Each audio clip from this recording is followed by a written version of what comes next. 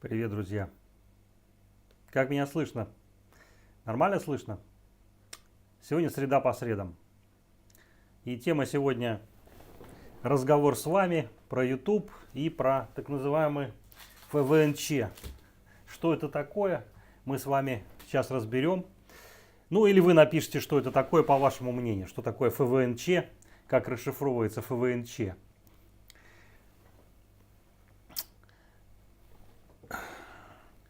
Праздники, только середина прошла. Так, сейчас проверим, как микрофон мой работает. Ну, вроде ничего, работает. Напишите, как, кстати. Нормально работает? Если все нормально, то будем продвигаться. Получил тут всяких сообщений. Посмотрел мою статистику по Google. Посмотрел мою статистику по Social Blade на YouTube. Ну, вы знаете, что YouTube площадка такая коварная. И несмотря на то, что я занимаюсь ей уже достаточно давно, хотя регистрация у меня сделана была с 2011 года, но вот пока алгоритмы YouTube не совсем меня полюбили. Хотя прогресс есть, существует, конечно, да. И некоторые темы, которые я затронул, да, когда открывал канал, это была тема, кто смотрит меня постоянно, Фликера, поскольку на русскоязычном пространстве этого не было ни у кого. Также тема какой-то специальной фотографии, тесты всевозможные, поскольку я по образованию инженер, всевозможные устройства технически разного уровня. Ну и расширять свой кругозор никогда не поздно, поэтому решено было сделать канал. Это было в далеком 2015 году, в 2016 году, да, ну и через год я его практически создал. Я понимал, что это нужно сделать, но поскольку время уходило, и только где-то в 2018 году я уже понял, что о чем можно говорить. А сейчас у меня новый такой бзик-этап, поскольку я смотрю многих блогеров, и как бы влог самый серьезный, самый трудный способ общения и, собственно говоря, самая интересная тема. И я хотел вам показать сегодня какие-то вещи. Что такое ФВНЧ? Напишите в комментарии, что по-вашему это обозначает. Это фильтр какой-то или еще что-то. Расшифровку дайте. И мы с вами сегодня, кто на работе, кто еще не в эфире, но напишите в комментариях, что вы по этому поводу думаете. Я покажу вам сейчас интересный сайт, который позволяет вам, может быть, как-то оценить свои возможности для того, чтобы участвовать в этих социальных сетях. Ну, в том числе YouTube, конечно. Ну, и здесь Instagram, Twitch, все остальное. Давайте попробуем переключиться. Что-то у меня сегодня машина опять подтормаживает. Наверное, большой поток сделал слишком. Да. Пробежимся, как говорится. Студию мы смотреть не будем. Так, а где у меня тут? Я же все открывал. Смотрю, уже нету. Да, но кто не знает, где смотреть мои работы, обращаю внимание, что Flickr, площадка, о которой я рассказывал, здесь можно посмотреть работы известных фотографов и тех людей-новичков, которые начинают только пользоваться фотографией. Ну и, соответственно, я вот сегодня открыл, видите, раздел моего альбома Tools, инструменты. Хотел вам показать и заодно задать вопрос, какие же все-таки инструменты требуются для того, чтобы начать заниматься фотографией. Может быть, этого достаточно будет телефона обычного, а может быть, для кого-то нужно какую-то специальную большую камеру широкоформатную. И здесь многие блогеры в последнее время тоже особенно на это акцентируют. Те люди, которые разбирают киноиндустрию, фотоиндустрию. И как раз вот смотрел недавно ролик, почему киношники любят плохие линзы советские. Ну, у меня опыт с советскими линзами был, поэтому могу сказать, что, ну вот в отличие вот от этой линзы, да, это копия Tessar в исполнении Industar, да, для больших форматных камер. Ой, это не это, это не то. Это не то. Сейчас.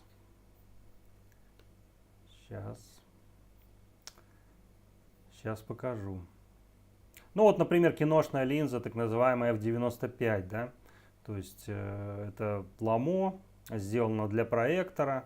Тем не менее, рисует она совершенно фантастически. И в киноиндустрии часто используется. даже с современными дорогими камерами, подобным Ари и прочее, прочее. Или вот, например, вот такой вариант. Этот Zeiss Kryptonar попал мне в руки несколько лет назад, в 2018 году я его снимал. Это тоже линза от проектора, но она вообще без просветления, совершенно выдающаяся картинка, абсолютно нереальная. Но, к сожалению, владелец ее уже нашелся, поэтому у меня ее нет. Она, кстати, у меня была с механическим, как он называется, не экстендер, который на резкость наводит, в общем, вы поняли. Поэтому для того, чтобы заниматься фотографией, не обязательно иметь какую-то специальную технику. Конечно, пленочные фотографии, здесь вот в этом разделе у меня есть и всякие интересные камеры, в том числе, вот, например, вот такая достаточно интересная камера «Кристалл». Это не «Зенит», это немножко другое, это Зоркий делал такие штуковины. Немецкие камеры, раскладные, форматная камера, легендарная камера Королевы там, или Ролей 35 немецкой сборки, вот такая штуковина. Ну, всякие тут Феды первые издали, Зоркие, такие вот Роденстоки, линзы. В общем, посмотрите, кому интересно будет этот альбом. Но сегодня я хотел акцентировать ваше внимание, что для того, чтобы заниматься фотографией, нужно или заниматься хай-фаем, не обязательно покупать какое-то супердорогие изделия, там, покупать за миллионы рублей колонки, чтобы слушать музыку. Да? Для этого нужно просто, чтобы было желание, и чтобы вас это тянуло, как говорится.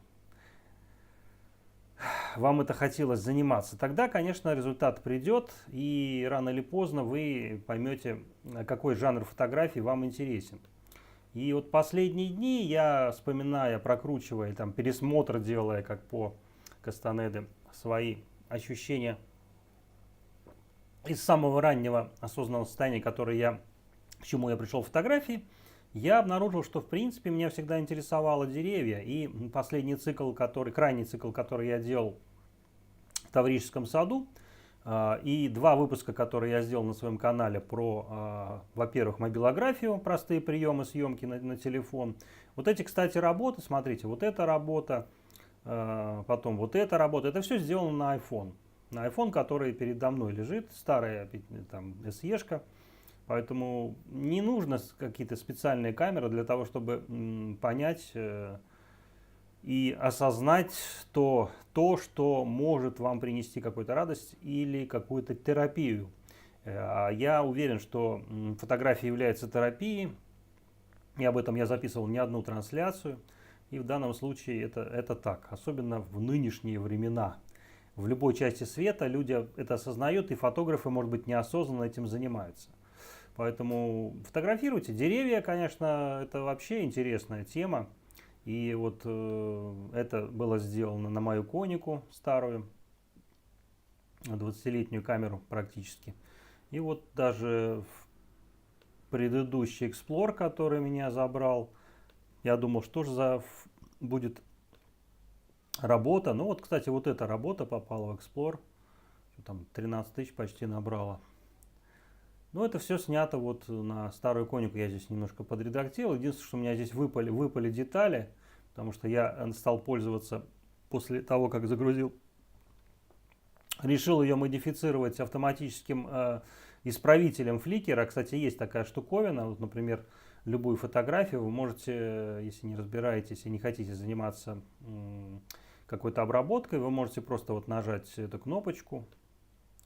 И вот здесь Edit, вот Flickr Pro, да, то есть вы можете ее просто изменить геометрию, можете просто включить автоматическое изменение, настроить ее, чтобы она сама лучше сделалась, изменить физическое расстояние там, в отношении кадра, можете поменять и что-то нарисовать. То есть, ну, полный набор инструментов, если вы не хотите этим заниматься. Но еще интересно было мне открытие. Я, честно говоря, сколько путешествовал и на севере, и на Дальнем Востоке тоже был, ну как за Читой. Но я никогда не видел цветущую лиственницу. Я видел ее в разные части, но вот эту часть, когда листьев еще нет, я не видел, что вот эти цветки розового цвета начал изучать и с удивлением обнаружил, конечно, что это совершенно невероятная картинка. Я, честно говоря, обалдел. И вот буквально вчера я записал ролик короткий, как цветет лиственница. И я, честно говоря, был очень удивлен. Поэтому, если вы хотите посмотреть, можете набрать там, как цветет лиственница. Причем там сортов ее очень много, но тем не менее я обнаружил, что даже обычная лиственница, которая у нас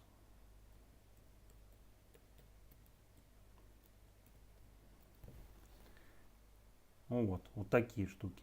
Вот, видите? Самое интересное, что снять достаточно сложно, потому что я снимал на ветру, снимал в саду в Таврическом с помощью видеокамеры Sony, но, честно говоря, так близко, хоть и снимал, фокусировка очень плохая. К удивлению моему обнаружилось, что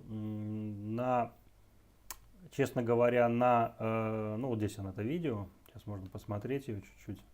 Я вам покажу. iPhone снимает лучше, то есть он быстрее. И по этому поводу, кстати, уже многие записали на этой неделе видео, сравнение с самыми дорогими камерами, в том числе и Canon, и Nikon, с телефонами последних поколений. И, честно говоря, все были удивлены. Я оставлю ссылку на эти ролики, вы посмотрите зарубежных известных блогеров, которые разбирали, почему же такое происходит, что за 6-10 тысяч долларов фотоаппараты снимают хуже, чем может такого быть, да? Такого же быть не должно, по большому счету. Ну вот я здесь снимал, видите? Вот. У меня здесь музыка небольшая. Что у меня тут? Видите, резкость не очень может быть хорошая. Но если вы посмотрите внимательно, там в одном месте я придержал вот эту ветку. И мне удалось все-таки снять вот эту, похожую на ананас, такую шишку. Очень интересную штуковину. Поэтому я настоятельно рекомендую вам замечать такие моменты. Если вам интересна съемка деревьев, каких-то макросъемка, можете посмотреть мои видео, посмотреть, какие инструменты для этого годятся. И какой-то минимальный, может быть, набор, о котором мы сегодня поговорим. Все-таки какой должен быть минимальный набор для того, чтобы заниматься, да? Но прежде чем к этому перейти, я обещал вам статистику показать. Есть замечательный сайт, который называется Social Blade. Ну, социальная бритва или как угодно, лезвие. Она позволяет вам не только, как в программе той же самой студии, посмотреть вашу статистику, но здесь гораздо более массивные данные. Это данные, собранные со всего света по разным платформам. Если вы здесь вот выберете, вы можете посмотреть. Видите, правда здесь русский переводчик, видите, Twitter, TikTok, Dailymotion, Odyssey, Троба, Смеситель, Драйв, История, Огонь, мне понравилось, Instagram, Facebook, ну и YouTube, соответственно. Что интересно здесь? Вот смотрите, внизу, в нижней строчке, вы видите это количество. Очень плохо, что здесь русский перевод. Но я вам объясню. Вот это, в принципе, количество каналов. Вот на данный момент зарегистрированных, может быть, какие-то брошенные, выключенные, но факт то, что всего их 50 миллионов. Соответственно, вы можете посмотреть, в каком сегменте и где вы находитесь, если у вас есть канал. Или есть какая-то соцсеть, в том числе и TikTok. Twitch-стримеры, пользователи Твиттера, вот видите, 10 миллионов.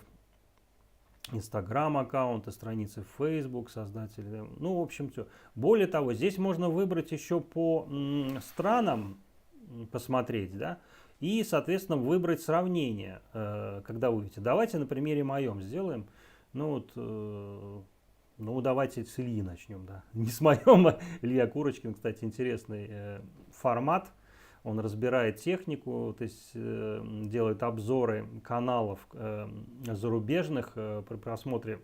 Ну, специализируется, конечно, на киноиндустрии, ну и фотографии в том числе. Ну, вот смотрите, здесь есть ранг. Вот это вот интересная штука. Кто давно пользуется Social Blend, напишите мне, чем, например, A3+ отличается от C+. Очень интересная градация. Ранг социального лезвия. То есть это вот общий ранг в связи с вашим, дайте рейтинг подписчиков, то есть вот если взять общее количество подписчиков, например, 13 400 места, да, то есть рейтинг просмотров вот, 2 миллиона 600, то есть это кто-то на первом месте, кто-то на 2 600. Рейтинг страны, имеется в виду в стране какой по рейтингу, 2900. Ну, в принципе, видите, в России не так и много блогеров, как в мире. Ну и людской рейтинг, это, грубо говоря, тоже некий такой общий принцип. Давайте обращаю ваше внимание, кстати, друзья, что сейчас произошел сбой уже несколько недель.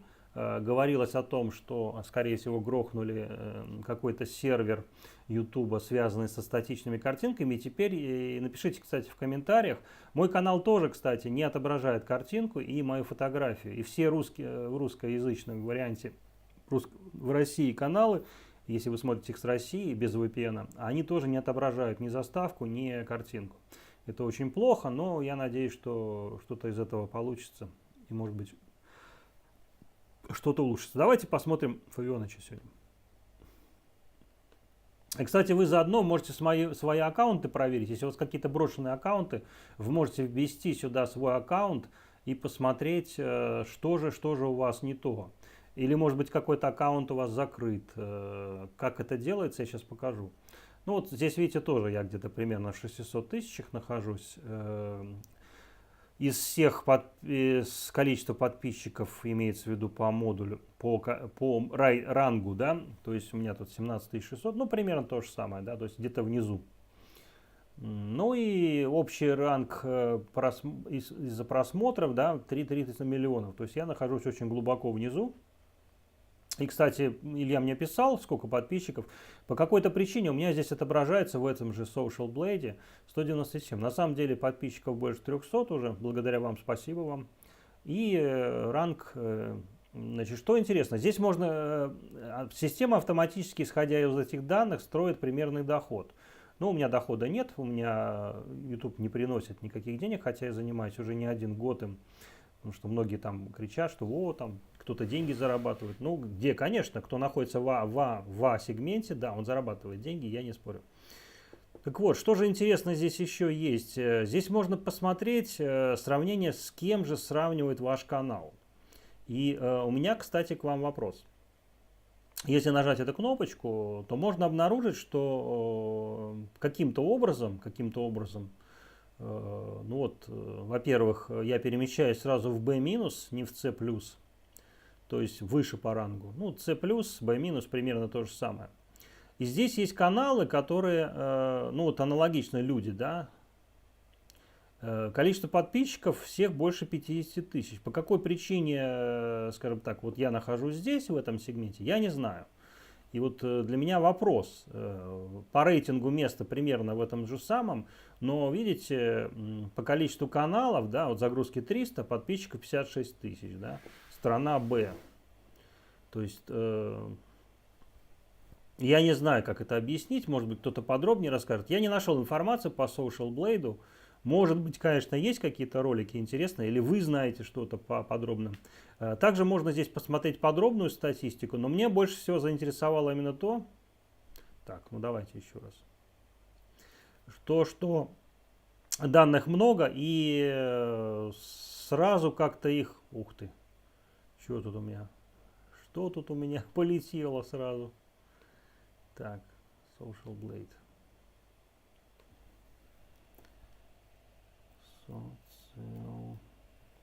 Social Blade.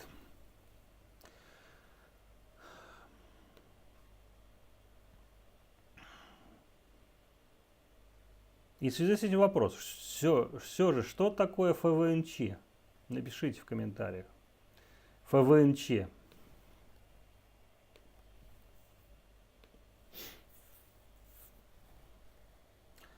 Ну вот, видите, у меня, когда открываешь запрос, и видите, у меня светится здесь, что Инстаграм, который у меня был заброшен в январе месяце, я писал, что с этого года, с самого начала, еще в декабре я записывал видео, что у меня не будет Инстаграма, что я восстанавливаю действия, мне неинтересно этим заниматься. Вот. Рекомендуемая коробка. Перевод, конечно, изумительный совершенно.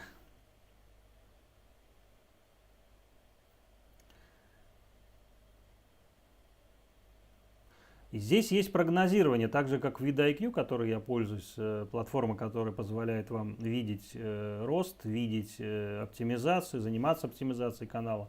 Здесь есть еще некий прогноз для вашего канала, но у меня он достаточно такой, очень медленный. Хотя немножко улучшился прогноз с последними моими роликами. И вот, например, на 2 месяца, да, на апрель. Так, до 2 месяца. Так, это у меня что получается?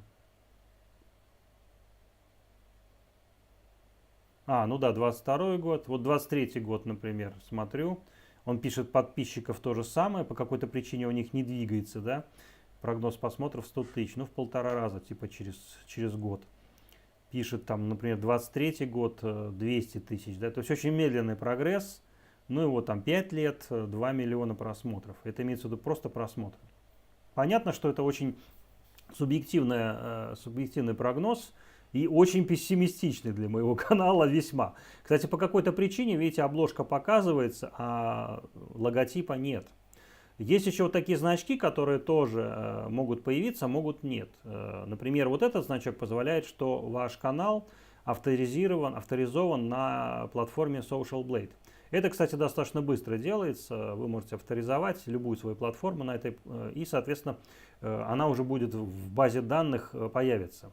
Что, соответственно, я уверен, что скажется на вашем канале, если вы ведете его. Дальше что? Ну, вот здесь Badge of Wisdom. Wisdom — это мудрость. Badge Wisdom. This user created the account at least. Ну, типа 5 лет назад создан был аккаунт. Что зеленый, что это давно человек занимается. Ну, у меня с 2011 года аккаунт, поэтому this user created the account последние 5 лет. Upload 500, само видеос. Ну, тоже значок, видите, такого облачка показывает, что больше 500 видео загружено. Может быть, из-за этого рейтинг, конечно, и повысился. Дальше интересно очень такой аспект. Вот этот раздел тип канала. Я думал, что его можно как-то вручную поставить. Нет. Алгоритм этой платформы Social Blade, он автоматически определяет, в каком сегменте вы записываете видео.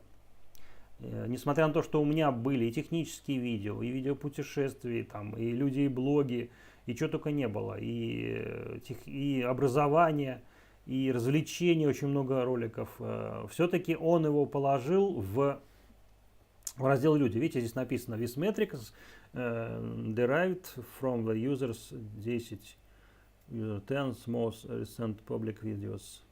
То есть он эту метрику создает на основании 10 публичных видео. Ну, не знаю насчет первых и последних. Social Blade uses the channel tapes. What's the core most?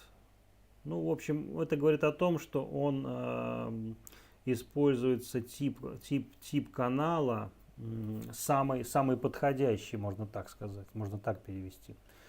И вот эта штуковина меня навела на мысли, что все-таки нужно развивать влог, нужно развивать вот это направление и двигаться туда, как говорится. Здесь, кстати, можете себя поставить, вот видите, чтобы использовать функцию добавления в избранное, войти в нашу фамилию. Ну, мы не будем входить. Так что вот, если кто-то не использует эту статистику, да, ну, например, можно посмотреть, вы сами можете посмотреть свой аккаунт, например, или взять, например, у меня раньше канал назывался List and Wave фотографии. То есть я вот, например, вот возьму, List and Wave есть у меня тут? Есть. И посмотрю, что же есть по поводу List and Wave. У меня он очень давно. Ну вот видите, слушай, волна. Был у меня канал такой. Да, он, видите, один здесь висит. 2 подписчика здесь. Интересно даже, что это за канал. Нет подписчиков, недостаточно. Пишет, что недостаточно подписчиков. Вот теперь он, наверное, назад не уйдет. Нет, ушел. Дальше канал, который мы сейчас с вами смотрим. Да, вот здесь вот привет всем любителям фотографий. Меня зовут Олег. Это мой канал-влог про фотографию, энергию, частоту, вибрацию. Ну и вот здесь 600 подписчиков, 600 загрузок, больше 665 тысяч просмотров. Дальше какой-то, видишь, Киртис Гутьеррес младший, какой-то не ко мне относящийся мастер Жорж. Ну и дальше все это чужие, это не про это, да. Поэтому вот, кому интересно, можете проверить свои аккаунты, ну какие-то, да, которые вы считаете. Или вот, например, можно посмотреть, он найдет сейчас, интересно, Инстаграм. Потому что Инстаграм-то у меня закрыт, по-моему, Фейсбук я удалил. А Инстаграм у меня просто остановлен. Нет, он, видите, пишет только канал. Ну, хотя здесь теоретически можно выбрать же, да. Можно, например, выбрать вот Инстаграм. Фавионыч. Есть тут Инстаграм какой-то? Интересно, он нарисует обложку? Ну, видите, нету ничего. Ничего нету. Нету.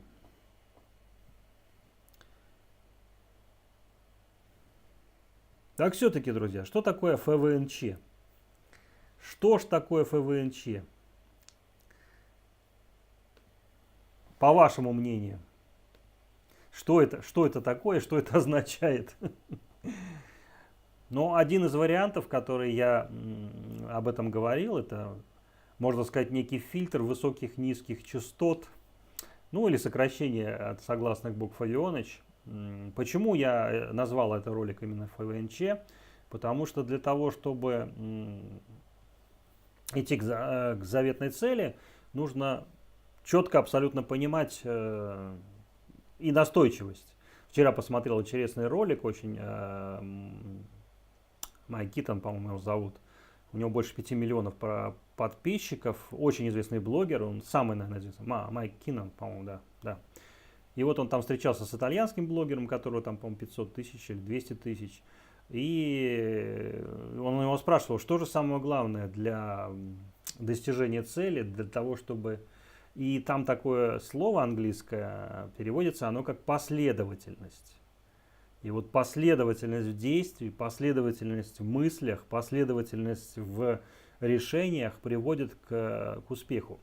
И вот этот итальянский блогер как раз спрашивал, как это, что? Он говорит, ну, вы должны не просто все подряд снимать, как делают многие блогеры, в том числе и я. Я когда-то делал. Иногда у меня тоже это все соскакивает с катушек, я начинаю снимать все подряд. Но когда ты понимаешь не только тему, но и видишь своих слушателей или зрителей, и понимаешь, что им интересно, и идешь какую-то последовательность, да, развивать, там, вместе развиваться, какой-то снимать сериал последовательно, да, с действием, то есть какие-то события, которые происходят, а потом они разворачиваются, то происходит некое вовлечение и происходит некий правильный подход общего развития, можно так сказать.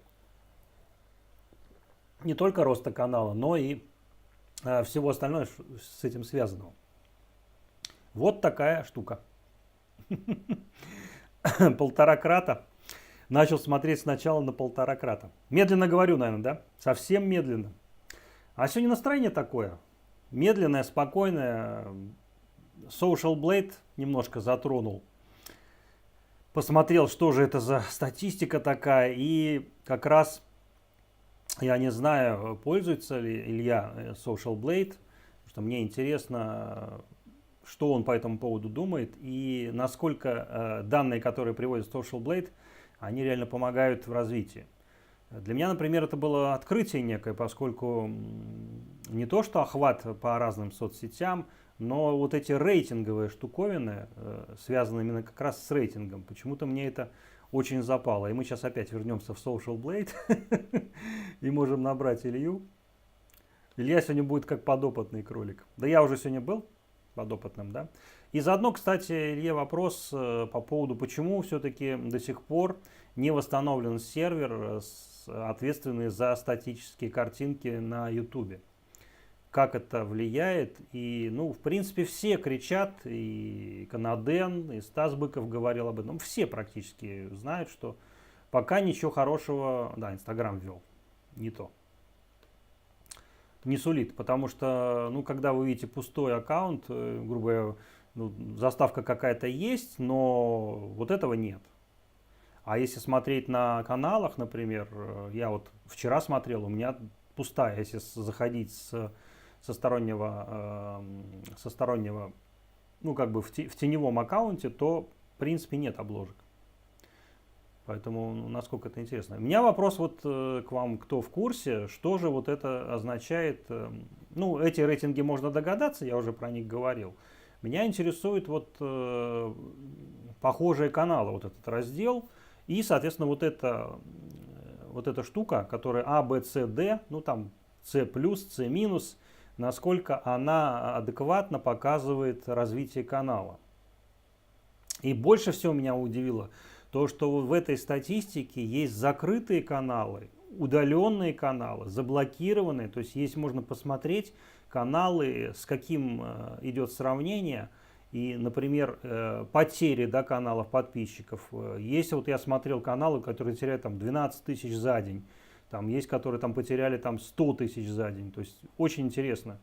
Поэтому, не знаю, для меня это как бы такой интересный инструмент. Вот видите, здесь по просмотрам видео, по рангу Social Blade. Вот тоже, кстати, интересная очень интересная статистика, которая бывает, что забрасывает ваш канал с небольшим количеством подписчиков. Видите, с каким сравнивает Илью. Вот здесь у всех, видите, 90 тысяч, 10 тысяч, 18. То есть по какой причине вот это рейтинг, он дает, может быть, это отображает динамику канала, вот я так подозреваю. Потому что социальный рейтинг, который здесь и к которому все сейчас страны идут, он уже работает здесь. Вопрос в приложении к каналам. Насколько это... Да, кстати, ты прав. Ты прав, Илья. Я, кстати, об этом хотел тебе сказать, что у меня тоже была такая ошибка. Я называл канал, кто-то у меня попросил, и получилось, что канал другого человека, реально другого. И вот, да, абсолютно верно, Илья. Да. Ну, давайте на моем примере, да, не будем так мучиться. Вот посмотрим, почему, по какой причине. Вот C+, да, теперь берем. Смотрим похожие каналы.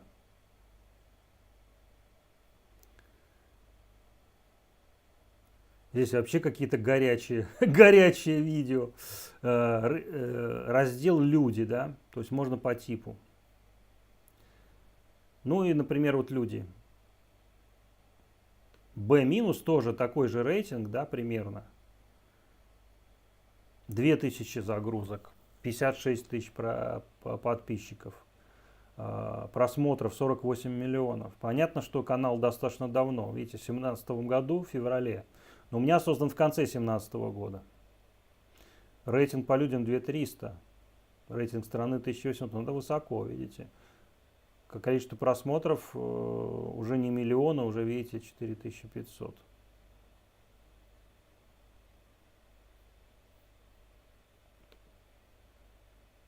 Вот такой фильтр высоких-низких частот сегодня у нас.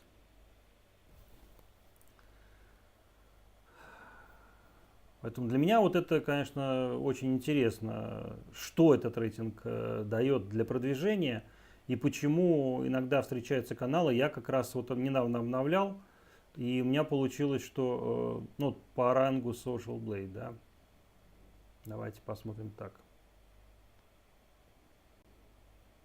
Почему здесь могут быть каналы, которые имеют, даже бывает, что сотни тысяч подписчиков, но при этом по какой-то причине, вот эти просмотров 23 миллиона, там, 240 тысяч, 13 миллионов.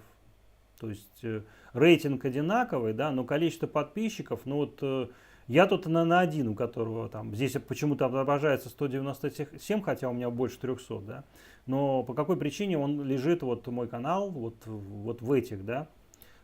Есть, кстати, я смотрел какой-то канал, удаленный или заблокированный, там, ну вот этот живой канал, он работает. Вот тут у него, видите, достаточно высокий рейтинг, сколько там. Подписчиков 161 тысяча. Почему вот этот канал? Или что обозначает вот эта общая оценка Social Blade? Это обозначает рейтинг, из каких складывается вот эта штуковина. Вот для меня это очень интересно. Что же это за фильтр такой Social Blade, который показывает вот в одной колонке, да, сравнивает, и почему именно вот таким образом попадает статистика?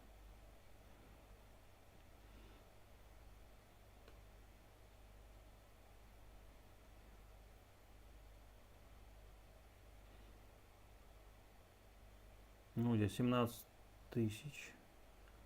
Ну вот я выбрал с минимальным количеством подписчиков, 531, 37 видео всего загружено, ну практически в 20 раз меньше, чем мое.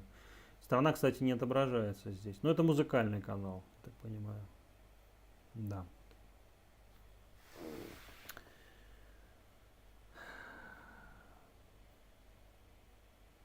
Рекомендуемая коробка. Рекомендуемая коробка. Да. Нет рекомендаций. Вообще никаких. Видеопользователей.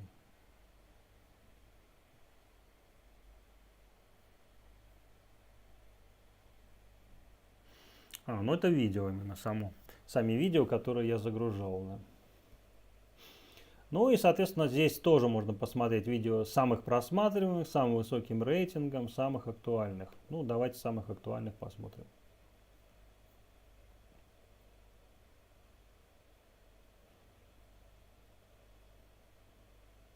Взгляды. Ну, перевод, конечно, да. Почему-то он сам переводит. 1600. Ну, все, видите, очень мало видео, которые имеют там больше 1000 просмотров. В основном все единицы, десятки. То есть это, может быть, это говорит о маленьком росте канала. Но, кстати, почему-то не меняется счетчик. Вот он как застрял на 197, которые у меня были там, по-моему, в прошлом году еще. Так он и остался там. Самые просматриваемые.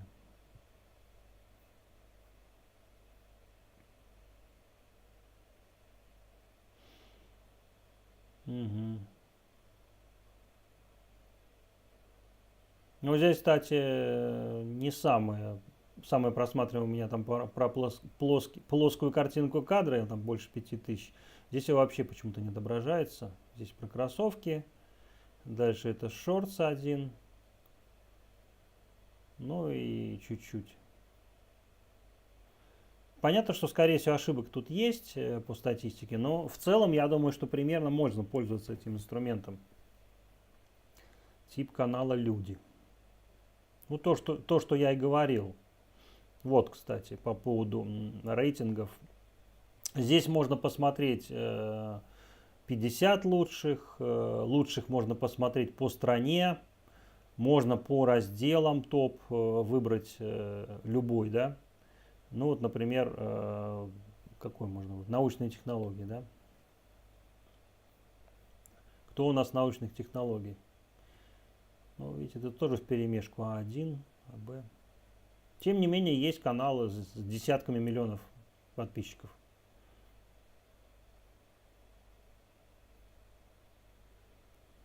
Но, кстати, обратите внимание, какая интересная штуковина. 20 миллионов подписчиков, да, просмотров 5 миллиардов.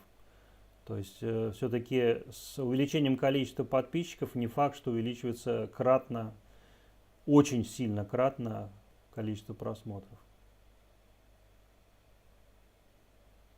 Есть более эффективные каналы, например, 300 миллионов и 8 миллионов подписчиков, да, Apple India. Говорит о качестве контента. Или, например, смотрите, 4 миллиона, Samsung India, 2 миллиарда просмотров. Видите, какая динамика. Вот это, наверное, интересно. Есть еще 500 худших ютуберов дня, за 3 дня. За 30 дней. Худшие ютуберы 500. Ну, здесь рейтинг идет от потери просмотров. Я, кстати, единственное не понял, как они считают это, но во всяком случае здесь видно, например, что вот этот канал, да, C- рейтинг, имеющий 5 миллионов подписчиков, потерял почти 2 миллиарда просмотров.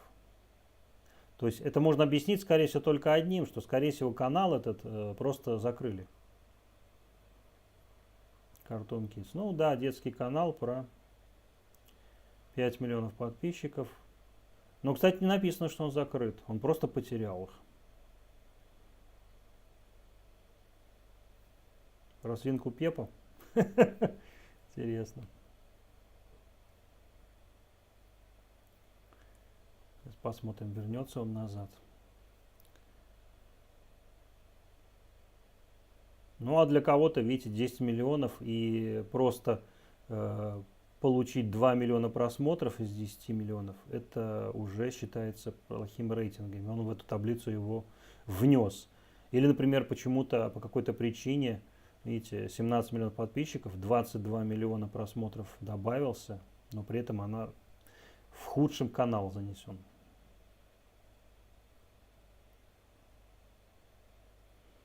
Ну вот, кстати, есть, видите, какой канал. 5 подписчиков.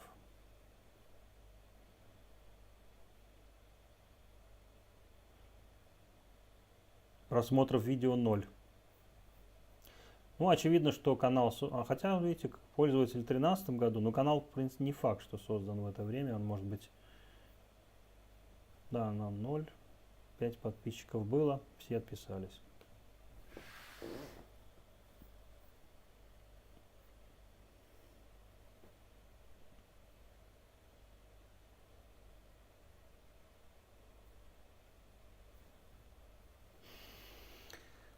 Да, так по поводу деревьев я вам обещал. Тема мобилографии, она интересна. И сейчас, я говорю, на этой неделе уже несколько записано роликов от таких топовых блогеров, которые сравнивают дорогие камеры категории там 5 и больше тысяч долларов с телефонами Sony, с телефонами iPhone 13 Pro. Причем они разбирали съемки фото на большом увеличении, съемки в разных условиях. И везде, друзья, проблема вот этих матриц с большим количеством элементов, при том, что оптика крупная, оптика не дешевая, везде показаны шумы, везде показаны артефакты, везде показаны проблемы. Поэтому тема мобилографии, и она, я думаю, что будет дальше развиваться. Как раз вчера с Виктором общались, и я уже несколько лет назад высказывал, что если раньше рынок портативных устройств, там, так называемых мыльниц, забрали айфоны и смартфоны, там 3-4 года назад, то теперь рынок уже не только компактных камер, но и рынок уже каких-то более серьезных камер, я имею в виду фото, забирают, особенно в плохих, в сложных условиях, забирает рынок смартфонов. Я об этом говорил, что технология вот этих метаматериалов, которые уже начинают применяться, технология вот этих линз специальной конструкции, да, метаматериалы и Panasonic, я спрашивал, кстати, у людей, которые имеют отношение к этому, да, и знают ли они про эту технологию, за которую Нобелевку получили уже много лет назад за отрицательные коэффициенты оптические, за так называемую атомарную оптику.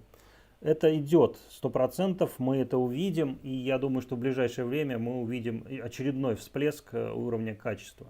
Плюс умные системы и так называемый софт, который позволяет интерполировать с нескольких камер изображения, достраивать и, собственно говоря, делать картинку лучше. То, что мы делаем, фотографы, там, фокус-стейкинг делаем, там, брекетинг, да, эти современные сами телефоны, тот же iPhone, да, вы знаете, он снимает множество кадров, а потом уже это интегрирует в один. Благодаря этому получается, что вот даже такая картинка, да, она может быть не такая резкая, может быть, я тут ни шумов, ничего не давил абсолютно, да, но тем не менее ее можно смотреть и даже можно как-то увеличивать.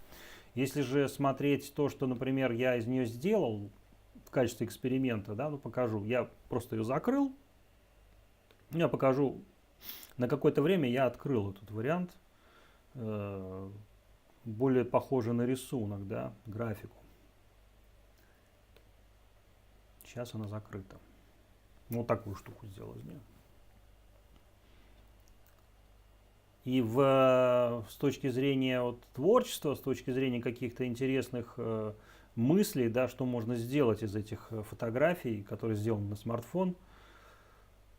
Несмотря на то, что десятки, сотни, тысячи, наверное, роликов записано про мобилографию, я все равно продолжаю это делать, потому что все, что касается арта, все, что касается какого-то творческого подхода нестандартного, не обращая на какие-то достижения, можно что-то, наверное, придумать свое. Не обязательно это просто черно-белое или сепия, которым я работал. Это трипсихи те же самые, да. У меня даже, по-моему, альбом, не знаю, есть из триптихи, сейчас посмотрю. Я показывал их, наверное, уже. Да. Когда иногда мысль посещает и хочется сделать. Ну или как бы Color тот же самый, да, в котором я сделал не одну работу, которая в том числе и в Explorer была. Ну, такое, например, место у нас тут недалеко есть, в Лахте. Вот такое, да. Зеленое. Зеленое.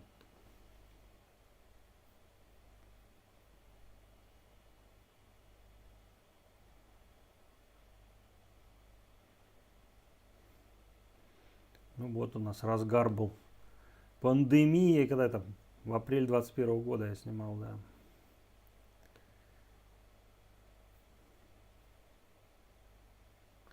Вот это тоже, кстати. До сих пор она продвигается, интересная такая. Это был мой выход, по-моему, первая была съемка с 21 год, да.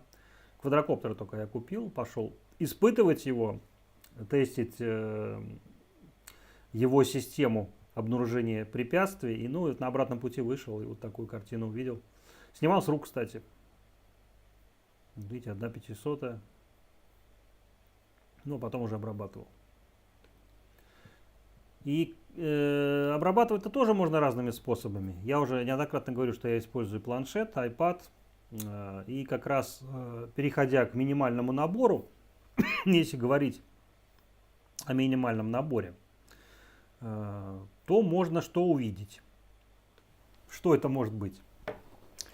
Это может быть, конечно, вот такая камера небольшая. Старенькая, вот у меня 200-я, да, я ей давно пользуюсь, с быстрой карточкой. Ну и, собственно говоря, планшет, прошка. Новая прошка вообще суперская. Там люди с дилогом фигачат на ней. 4К-шные файлы. Ну, в принципе, мой тоже нормально работает. И вот такая штуковина. Вот она. Которая позволяет сюда вставить карточку. Не только с моей камеры Sigma, одна из которых я пользуюсь, да, у меня есть еще множество других камер, в том числе и цифровых. Но и, например,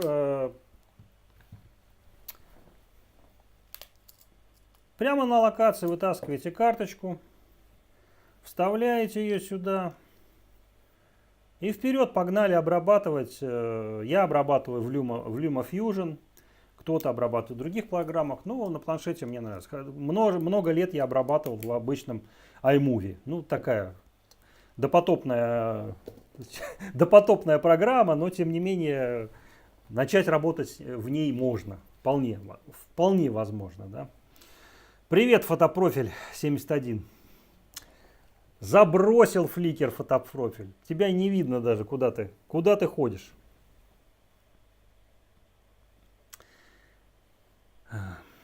Смотрю сначала, чтобы догнать, ставлю 2х. Да. Или 2х, чтобы догнать даха. Туха смех. Гулять пойдешь? Нет, не до гуляний сейчас. Рейтинги. Разбор, порядок делаем.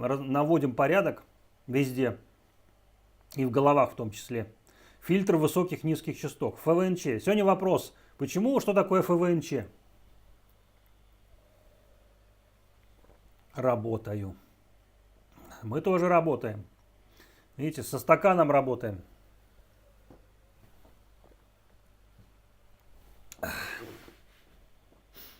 Ищем причины всего. Ветерок сегодня, да, какой-то такой, опять холодный. О, Сергей Алексеевич, куда-то запропастился.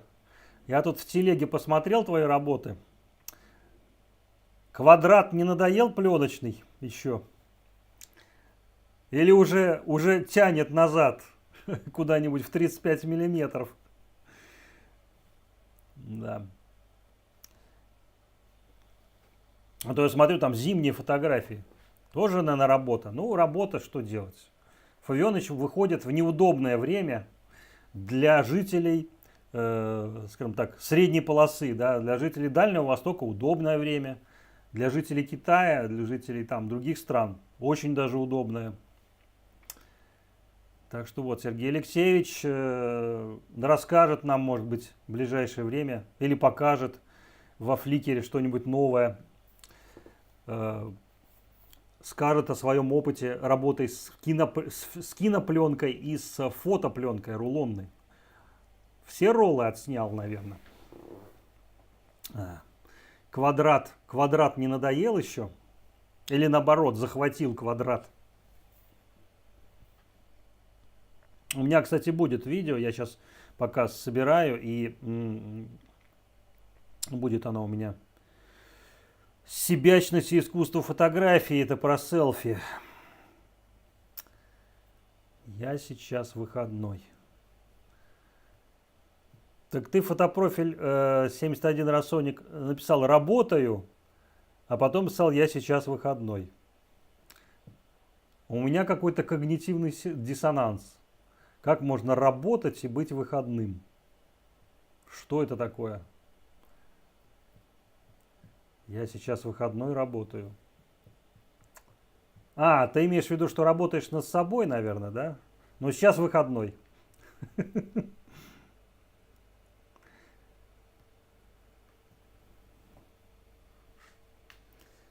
Ну, давайте посмотрим что-нибудь, что я там еще нарисовал. Хотел вам показать и задать вопросы по поводу вот этого. Основная тема, конечно, фильтры высоких низких частот. Это с тем, что нас отвлекает во время фотографии. И мы как раз с фотопрофилем обсуждали, что когда ты один идешь на съемку, это один результат. Когда ты два, уже как бы сложно, и уже энергетика мешает второго человека. В Hi-Fi, в high-end системах это вообще закон, что должен быть один наблюдатель. И самый важный компонент систем, я всегда говорю, особенно музыкальных систем, это наблюдатель. Соответственно, он должен быть один. Ну или выйти за рамки наблюдателя, это уже высший пилотаж. Тогда вы видите весь мир, как он есть. 35 миллиметров еще не доносил. Я это прочитал, не доносил, не доснял. Там кадров много надо снять. Вот проблема, да, цифровая камера есть, 1000 кадров за день сделать нет проблемы. Как только заряжаешь пленку, уже не доснять. Я всегда говорил, если заряжаешь 35 миллиметров, надо отснять, не надо держать пленку в фотоаппарате. Это правило у меня еще с 80-х годов. Особенно, когда вы снимаете цвет или там слайдовую пленку, да, которая не терпит, чтобы ее там долго держали. Тип канала берется из 10 самых просматриваемых видео. Ну вот Илья подсказал, кстати. Да. Там вопрос есть, наведи на него. Ну да, мы поняли, что там очень много всего надо наводить куда-то и что-то смотреть. Ну, мы, видите, с Social Blade плавно перенесемся на что-то другое. Поговорим о фотографии, раз уж сегодня поговорили. И вот я сегодня записал, вот это место у нас в Питере есть. Буквально на прошлой неделе я там недалеко был, но сакура еще не начала цвести. Так вот, у нас есть город-побратим, Шанхай, который сейчас там 30 миллионов, да, и закрыт. Закрытый город, тотальный локдаун, ответ на санкции, соответственно, там чуть ли не 40%, по-моему, всего производства мировых вещей, связанных с электроникой, ну, не только с электроникой, имеет отношение к этому городу. Так вот, этот город, побратим Петербурга, Шанхай, подарил в 2003 году, когда отмечали 300-летие нашего города, Санкт-Петербурга, подарил сад Дружбы, он называется, да? Ну, на японский он там юань называется, юань. Не знаю почему. Юань, я, например, не знал, что это радость. Потому что мой чай юнань, юань. Так вот, он разбит на Литейном проспекте, представляет собой уменьшенную копию шанхайского сада. Вот вы знали, например, что он является уменьшенной копией шанхайского сада.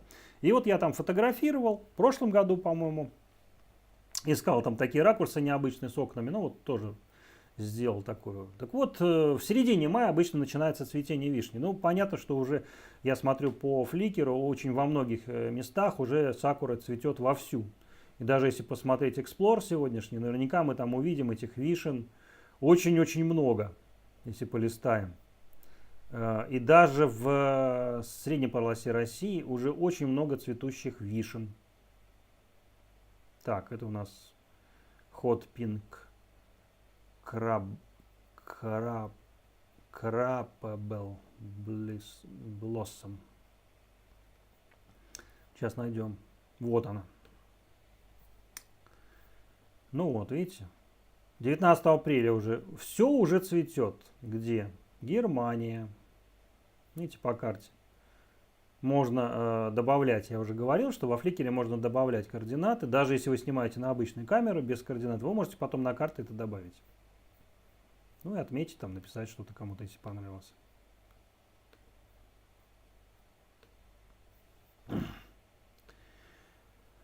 Поэтому мой поход в Таришский сад был надежда на то, что я увижу какие-то там цветы. Но кроме того, что я там увидел цветущую лиственницу и снял ее с разных ракурсов, даже записал короткие видео потом после этого, других цветов, кроме фиалок и вот этого чуда цветения лиственниц, я не увидел. Кстати, вчера в Эксплоре была фотография тоже с цветущей лиственницы на самом верху.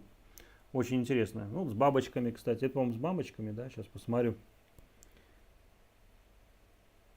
Ну да, что-то у него как-то не очень хорошо. Недавно, нет, это не бабочки. Была недавно фотография, кстати, вот очень интересная в этом же стиле, только здесь вместо листов было бабочками все дерево усеяно. Мне понравилась эта работа. Так, ну что, есть еще здесь какие-то сакуры? Огромное количество, вот, кстати, да, вот видите, птичники пошли. Птичники, ну вот, тоже цветет. Агая. Ну, а мы как на отшибе на каком-то, у нас все поздно, у нас лето там умещается в 2-3 месяца. Я говорил о том, что если будет вегетативный период сжат до 2 месяцев, то человечество узнает, что такое настоящий голод. Потому что не будут вызревать культуры, большинство культур 2-3 месяцев. О, кстати, похоже, кстати, на то место, где я снимал.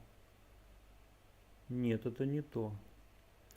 Вообще такие места я очень люблю, где озера вот такие горные, или там запруды, это видно, что дамба какая-то. Лак де Сер Панкон. Где это? Испания.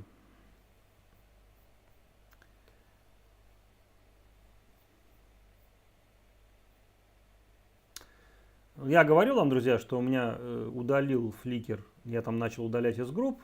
Ну, там удалил там штук 50. У меня там из 300 удалили, у меня осталось 7 групп всего.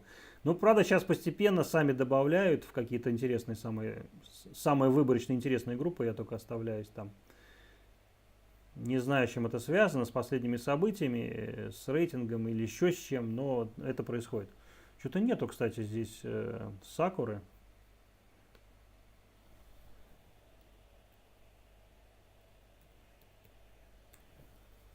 Ну, можем поиском попользоваться, да. Вот сколько сегодня у нас, видите, сакуры. Какие хочешь. Поиск великая вещь во фликере, и особенно если какую-то технику вы хотите посмотреть, не только объективы, да, Sigma, или там посмотреть, как Фавион снимает, но посмотреть любые новые вещи, которые еще не вышли, там Sony, там средний формат, который сейчас там анонсируют, что вот будет скоро Sony, или там камеры DJI, там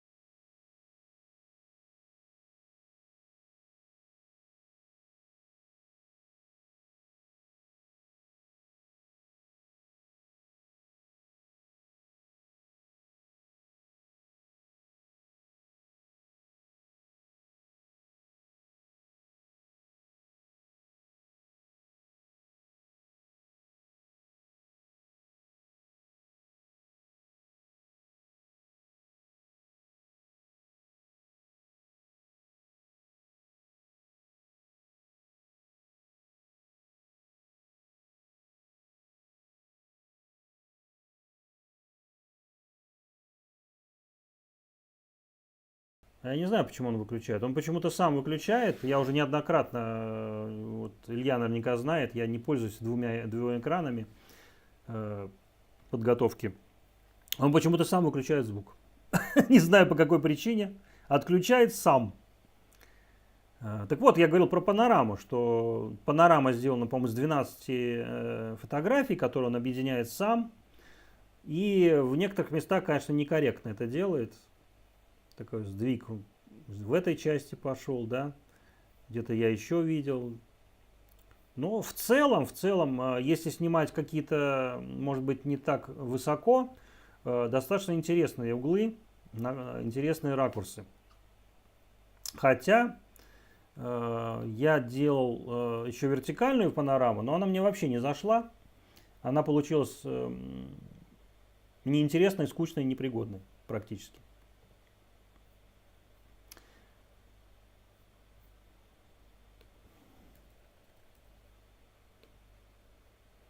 Давайте забьем DJI Air 2S, посмотрим, что будет. Ну вот. И, кстати, кому интересно, я давно создал группу, как только у меня появился этот аппарат. А, кстати, это моя группа. Нет, это не моя. Кто-то еще одну создал, похоже. Ну да. Странно.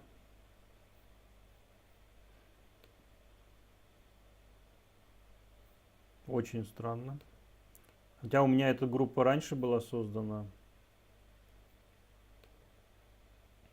В нее регулярно добавляют люди, кто пользуется R2S. Вот он. У меня Mavic Air 2S. Надо было Mavic убрать. И DJI написать с большой буквы. Но здесь много. Есть один тут такой из Америки чел. Добавляет все подряд. Поезда, башни всякие. Картирование, можно сказать, делает местности. Кстати, смотрел недавно видео про картирование в 3D с помощью дронов. Услуга весьма востребована, особенно при строительстве, при проектировании картографов. Картирование.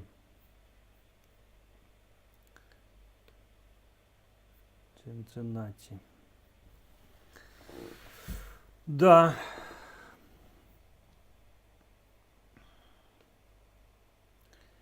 Да, у меня сегодня что-то затормаживает, видите? Не дает переключиться почему-то. Перегревается. Перегревается.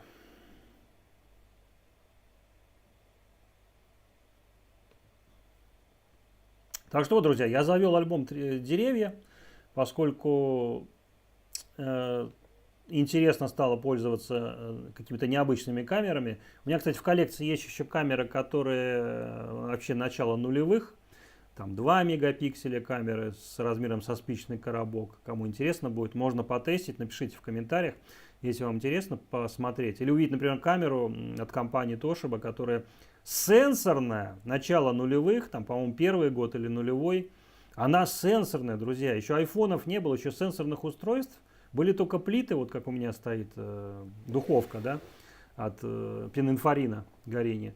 А еще фотоаппаратов, даже сенсоров, ничего сенсорного не было, кроме каких-то технических сложностей. А уже Toshiba выпустила сенсорный экран, сенсорную камеру, цифровую камеру с 2 мегапикселями, которые от обычных пальчиков батареек. И можно ей поснимать. У меня, кстати, есть альбом. Снежная симка — это не зима, это 2 апреля. Ёпарасоте, Сергей Алексеевич, там в Москве что-то происходит. Или это только на Красной площади, что ли, получилось? Так, давайте наберем страницу Сергея. И посмотрим. Я не знаю. Заодно посмотрим, что же это такое. А мне почему-то казалось, что это зима.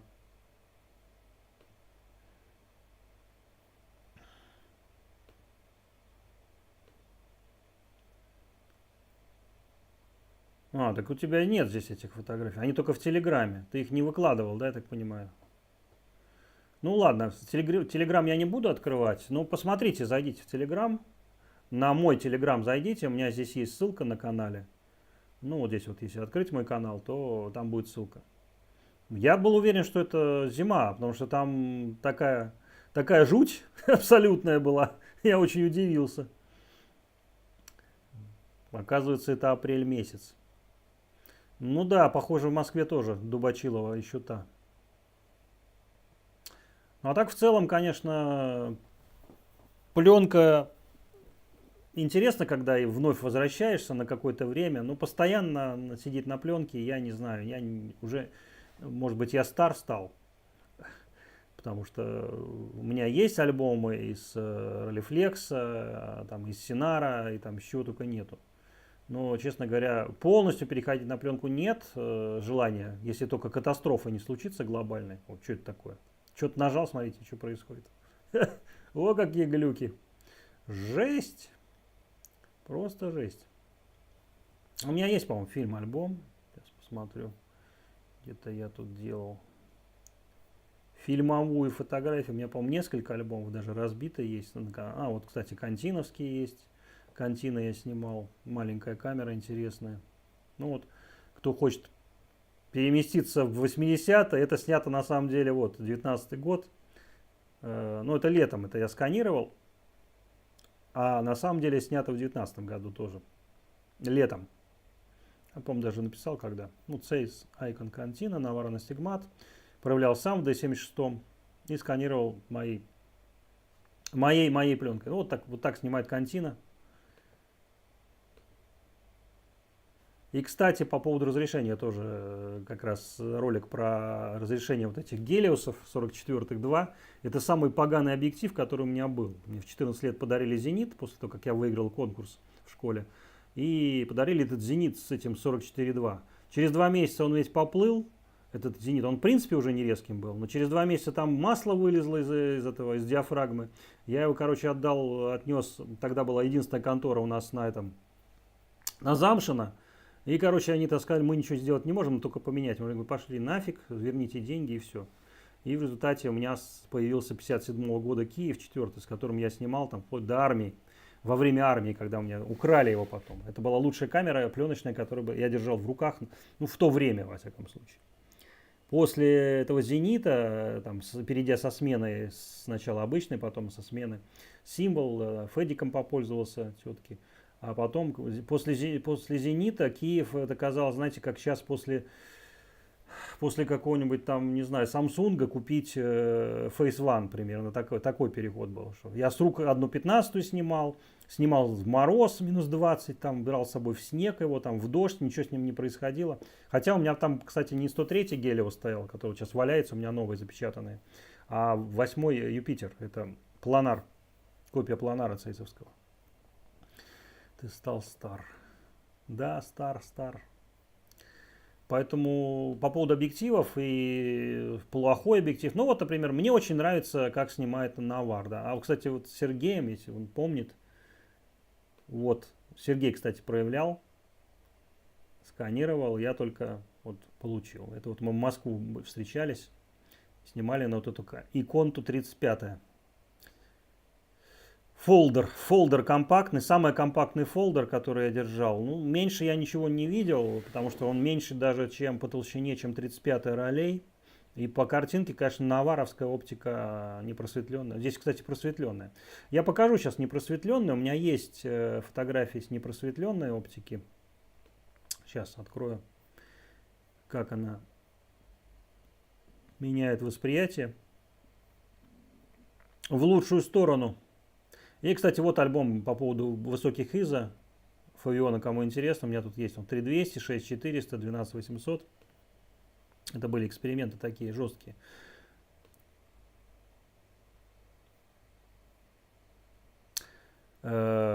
После того, как у меня расползся старый затвор от Велтекса, я подобрал от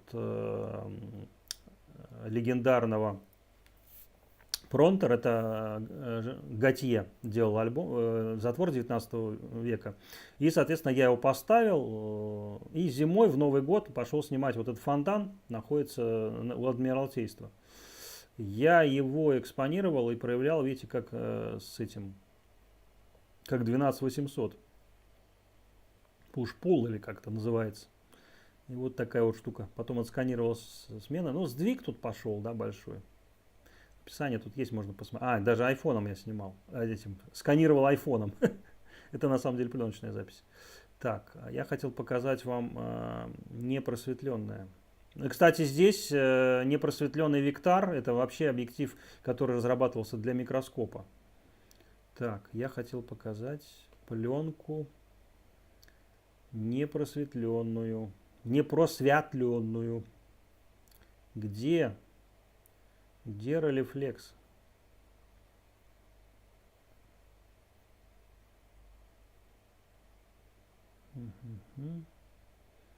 Много альбомов, да, стало. Ну вот, Rolleiflex. Автомат.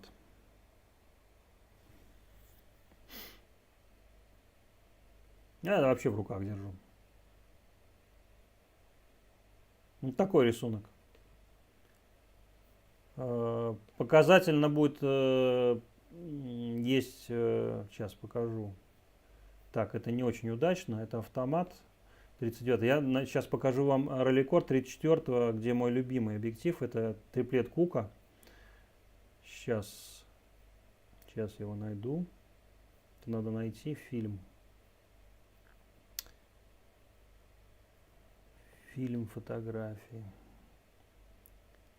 Так. Вот.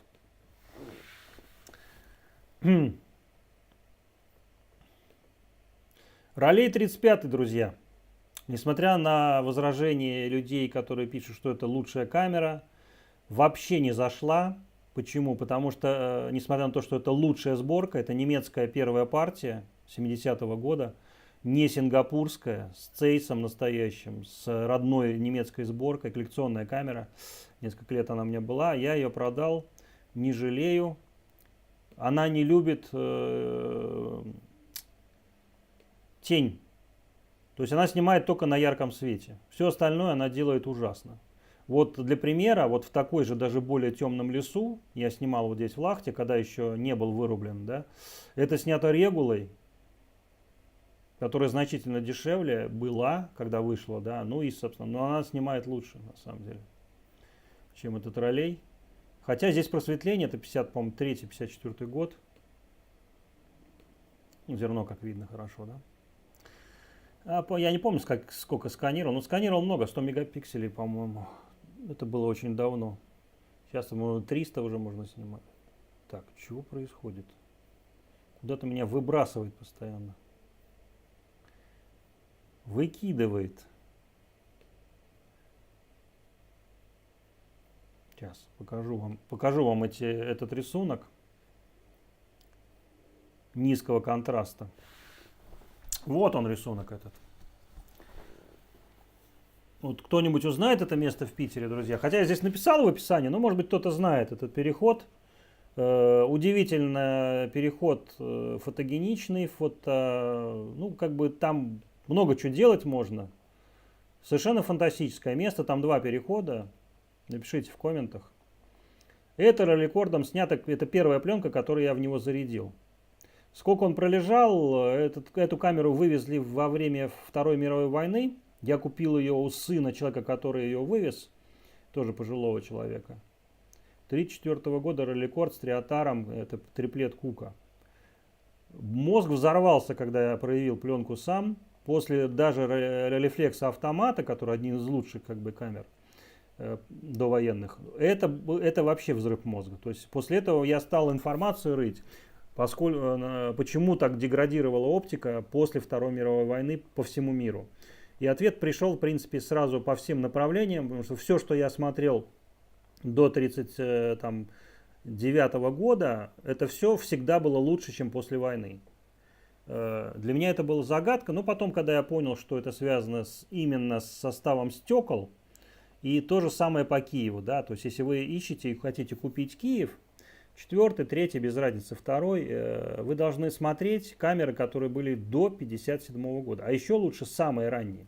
Если вы попадется в руки самые первые выпуски, да, ну понятно, что они денег других стоят, совершенно других, даже в долларах, то вы получите полностью из репарированного стекла оптику и из запчастей от компании Contax. А Contax, вы знаете, что вырос из компании какой? Zeiss Icon, да, все правильно. Поэтому два вот этих соперничьих бренда, да, Zeiss и Leica, они до сих пор соперничают, но уже все поменялось. Теперь мы видим Canon и теперь мы видим Leica. Так. Ну да, здесь я тоже сниму 96-м провелел, 7,5 минут. Ну и пленка Kodak Timi 2 на 400 я снимал. Все это с рук снято. Ну не одна 640, это уже скан сделанный моей Sigma. Я сканировал Sigma со штатива. Так, сейчас еще покажу, если вы скажете, что ж такое. На свету как снимает этот рекорд. Ну вот смотрите. Это на свету снято. В Самсоневском саду. Вот такой рисунок. Никаким там суперпрофессиональным сканером я ничего не делал. То есть это просто отсканировано там, по-моему, на свету, через окно. Сканировал я, по-моему, да, той же самой DP3. Даже, видите, кривое все. Плохо прижал. Все равно все видно. Теперь еще одна камера. Да, что-то я слишком много нажимаю. Сейчас найду этот кадр. Ну вот, смотрите. Тоже. Carl Sagan Teratar. Это вот самсоневский уже с видом на собор. Я никакого контраста здесь не добавлял специально, чтобы вы понимали, что вот такой тон, малоконтрастный, это рисунок вот этих камер. Огромное количество людей хают и кричат, что вот против сота не снимает, на цвет нельзя снимать этими камерами, плохо. Попробуйте снимать на цветную пленку, вы не захотите вообще никакими камерами снимать с просветлением, если попробуйте снять цвет вот этими стеклами. Вы увидите то, что в современных камерах в принципе нет той картинки. Так, ну вот Синаром снимал, кстати. 16 на 12 это я с балкона снял через переходник. Был такой адаптер у Синара, который позволяет зарядить не пластинки, а зарядить обычный этот ролл. Ну вот снял я здесь. Я тоже, кстати, Роденстока 5,6 на 90 с тилшифтом, кстати, снимал. Наклонил его там на 10 градусов. Я не помню, тоже в районе 100 мегапикселей. Фликер, по-моему, кстати, здесь не все разрешение, по-моему, загрузил. Не помню. Ну, большой объем. Я помню, что тоже в районе 100 мегапикселей фотографии. Я тоже не обрабатывал ее. А вот, кстати, снимал в Белоруссии в 80-х годах. Вот у меня одна фотография здесь есть. На самом деле много. Так, а еще я хотел показать вот это. Это другая камера. Это Zeiss из серии 6 на 6. Мы сейчас ее покажем, эту камеру. Тоже фолдер. Скан у меня здесь вообще был жуткий. Я там чуть ли не с iPad его сканировал. Да, вот видите, сетка. Это на iPad прижал и сканировал. Но сам рисунок, видите, сам вот эта тональность, вот такая вот в этой оптике.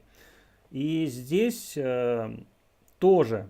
Здесь вот так он рисует. Ну, здесь солнце яркое, видите, как в тенечке все.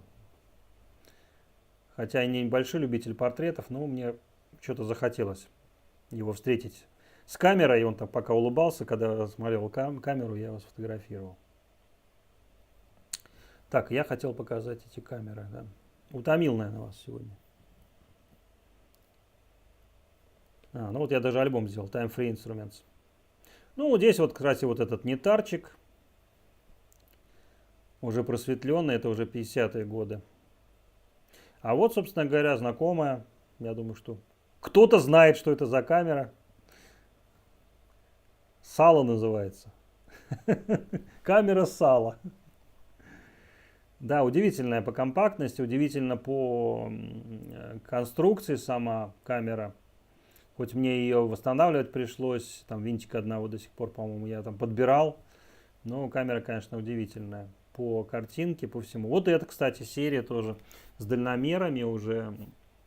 Икон 531. Они, конечно, в разы дороже стоят на вторичке, на eBay, чем обычные без дальномера. Потому что, ну, здесь такой дальномер сложной конструкции. И, кстати, тоже здесь Zeiss, по-моему, Baltisar. Ну, камера 6 на 4,5, я этот формат не очень люблю, хотя для экономных, ну, в принципе, вариант хороший. Поэтому на нее спрос такой большой. Ну, вот эти затворы, кстати, коллекции. До сих пор, кстати, кому интересно, у меня есть коллекция этих затворов новых. Я выкупил на аукционе. И у меня, по-моему, 10 затворов было, я там 2 потратил. 8 затворов от разных камер у меня остались Пронто Готье в масле, как бы новые абсолютно. Ну, имеется в виду не в масле вымазанные, а то, что они новые, они ставились.